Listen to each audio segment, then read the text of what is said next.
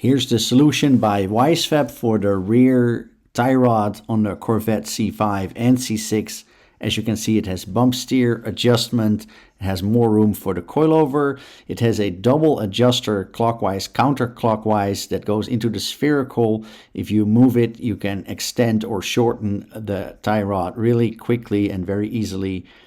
Doesn't come loose at all. We tested it for many track days, and it comes with a pin that goes into the original knuckle and then into a spherical, Wisefab spherical that has a number 10 Allen over there.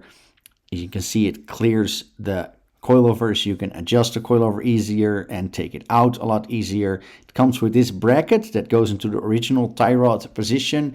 It also has an extra attachment that's supplied with the hardware and everything. You drill 2 holes in the original subframe, and you have a lot more support for that tie rod, makes it a lot stronger. As you can see, it has the slots for the adjustment. You've got 2 positions for these slots, depending on how much bump steer correction you want. This kit has been tested extensively for 2 years. It works really well. The adjustment never comes off, and we did like 2 seasons with the spherical, and it's still perfect like the way it went in.